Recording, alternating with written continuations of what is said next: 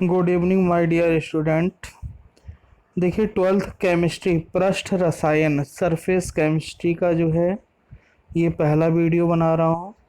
ये सारे नोट्स जो है अपनी फेयर नोटबुक में नोट करके और इन्हें याद करना है। ये मोस्ट इम्पोर्टेंट टॉपिक है। अधिशोषण तथा अवशोषण, एडजॉर्प्शन एंड एब्जॉर्प्शन। अधिशोषण, अधिशोषण होता क्या है? एक पदार्थ की सतह, सतह मतलब बाहरी परत, सतह या फिर पृष्ठ पर दूसरे पदार्थ का एकत्रीकरण अधिशोषण कहलाता है। जैसे ये आप जो है चित्र में देख रहे हैं, जो है ये आपका जो है कोई पदार्थ है और इसके चारों तरफ जो है ये किसी दूसरे पदार्थ की परत बनी हुई है, तो ये जो है अधिशोषण है। उदाहरण की बात करें तो नम वायु में सिलिका जेल मिलाने पर जल की बूंदें सिलिका जेल की सतह पर अधिशोषित हो जाती हैं और वायु शुष्क हो जाती है। जैसे आपने देखा होगा कि अगर मेडिकल से हम कुछ दवाइयाँ ऐसी होती हैं जो नमी में ख़राब हो जाती हैं, तो उनमें जो है छोटे छोटे पैकेटों में जो है सिलिका भरा हुआ होता है। सिलिका जेल भरने से क्या होता है कि अगर थोड़ी बहुत नमी उन पैकेट के अंदर चली जाती है तो सिलिका जेल जो है उसे एडजॉर्ब कर लेता है, उसको शोषित कर लेता है। सेकंड उदाहरण है आपका शर्करा की शुद्धिकरण में सक्रिय चारकोल मिलाने पर रंगयुक्त पदार्थों का सक्रिय चारकोल की सतह पर अधिशोषित हो जाते हैं। आपने देखा होगा अगर क्रेशर की चीनी होती है वो पीली पीली सी होती है, लेकिन फैक्ट्री की जो चीनी होती है वो बिल्कुल एकदम वाइट होती है। क्यों? क्योंकि उसमें जो है सक्रिय चारकोल मिलाया जाता है जो उसके पीलेपन को अपने ऊपर जो है वो एडजॉर्ब कर लेता है। ये भी एक अधिशोषण की प्रक्रिया है। अगला है अधिशोषक। तो अधिशोषक क्या होता है? जिस पदार्थ की सतह पर अधिशोषण होता है वो अधिशोषक कहलाता है। अधिशोषित क्या होता है? जिस पदार्थ का अधिशोषण होता है वह अधिशोषित कहलाता है या अधिशोष भी कहते हैं। देखिए यहाँ पर जो है ये अंदर वाला जो पदार्थ है इस पर जो है बाहरी आवरण पर जो है बाहरी सतह पर जो है किसी दूसरे परत चढ़ी हुई है, तो ये अंदर वाला पदार्थ जो है अधिशोषक है और बाहर जो दूसरे पदार्थ की जो परत है चढ़ी हुई वो अधिशोषित है। अगला जो है अवशोषण, एब्जॉर्प्शन। अवशोषण, एब्जॉर्प्शन। तो अवशोषण क्या है? वह घटना जिसमें अधिशोषित पदार्थ अधिशोषक पदार्थ के अंदर प्रवेश करके संपूर्ण जालक में वितरित होता है, अवशोषण कहलाती है। यानी अधिशोषण और अवशोषण में यही अंतर है।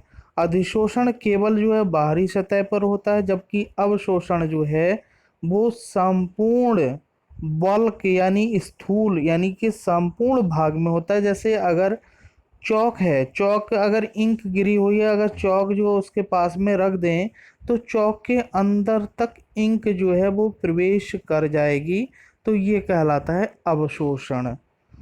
अच्छा, अधिशोषण के प्रकार कितने हैं? ये दो प्रकार का होता है अधिशोषण जो है।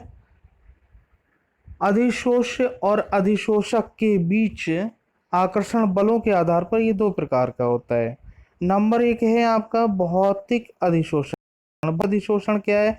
वह अधिशोषण जिसमें अधिशोषित तथा अधिशोषक अणुओं के मध्य दुर्बल वांडरवाल्स बल उपस्थित होते हैं, भौतिक अधिशोषण कहलाता है। भौतिक अधिशोषण की विशेषताएं क्या हैं? भौतिक अधिशोषण की निम्नलिखित विशेषताएं हैं। नंबर एक, अविशिष्ट प्रकृति। अविशिष्ट प्रकृति होती है, यानी भौतिक अधिशोषण आदैशिक व अविशिष्ट होता है। अविशिष्ट का मतलब यह है कि कोई भी पदार्थ किसी भी पदार्थ की सतह पर एकत्रित हो सकता है, ये अविशिष्ट प्रकृति होती है। अगला पॉइंट है अधिशोषण ऊष्मा। तो भौतिक अधिशोषण की अधिशोषित ऊष्मा का मान कम होता है। अगली हेडिंग है ताप का प्रभाव। तो ताप बढ़ाने पर भौतिक अधिशोषण कम होता है, जबकि कम ताप पर अधिक होता है। दाब का प्रभाव, गैस का दाब बढ़ाने पर भौतिक अधिशोषण में वृद्धि होती है। अगला पॉइंट है उत्क्रमणीय प्रकृति। उत्क्रमणीय प्रकृति जानते हैं आप क्या होती है? उत्क्रमणीय प्रकृति होती है यानी कि जो वापस अपनी अवस्था में आ जाता है वो उत्क्रमणीय प्रकृति होती है। जैसे बर्फ का जल बनना, तो जल से आप फिर बर्फ बना सकते हो, ये क्या है? उत्क्रमणीय प्रकृति है। अब जैसे अनुत्क्रमणीय प्रकृति क्या है? जो कभी वापस लौटती नहीं है। जैसे जो है आपने दूध से अगर दही बना दिया तो दही से क्या दूध बना सकते हो? कभी नहीं बना सकते। तो वो क्या होती है? अनु उत्क्रमणीय प्रकृति होती है। तो उत्क्रमणीय इनकी प्रकृति होती है। ये अधिशोषित प्रायः उत्क्रमणीय होते हैं। अगली हेडिंग है आपकी बहुपरतीय प्रकृति। ये अधिशोषण प्रायः बहुपरतीय होता है। बहुपरतीय कैसे होता है? जैसे इंक गिर गई तो आपने जो है उस पर जो है कोई पत्थर ठोस चीज जो है उस पर घुमाई तो उसके ऊपर जो है इंक की परत जो है वो चढ़ गई। उसके बाद सूखने के बाद फिर अगर इंक में घुमा देते हैं तो अगली परत इंक की दूसरी चढ़ जाती है। उसके सूखने के बाद फिर अगले घुमा देते हैं तो तीसरी परत चढ़ जाती है। तो ये बहुपरतीय भी हो सकता है। अगली आपके नंबर 2 है रासायनिक अधिशोषण। तो रासायनिक अधिशोषण क्या है? वह अधिशोषण जिसमें अधिशोषित तथा अधिशोषक के अणुओं के मध्य रासायनिक बंध बंधे होते हैं। रासायनिक बंध या फिर मध्य सहसंयोजक बंध बल उपस्थित होते हैं, रासायनिक अधिशोषण कहलाता है। इसकी विशेषताएं क्या हैं? रासायनिक अधिशोषण की निम्नलिखित विशेषताएं हैं। नंबर 1, विशिष्ट प्रकृति। विशिष्ट प्रकृति यानी रासायनिक बंध जो है हर किसी के बीच में नहीं बनते हैं। जिनके बीच में जो है इलेक्ट्रॉनों के जो है संतुलित व्यवस्था होती है उन्हीं के बीच बनते हैं। तो इनकी विशिष्ट प्रकृति होती है। रासायनिक अधिशोषण दैशिक व विशिष्ट होता है। अधिशोषण ऊष्मा। रासायनिक अधिशोषण की अधिशोषण ऊष्मा का मान भौतिक अधिशोषण से अधिक होता है। ताप का प्रभाव।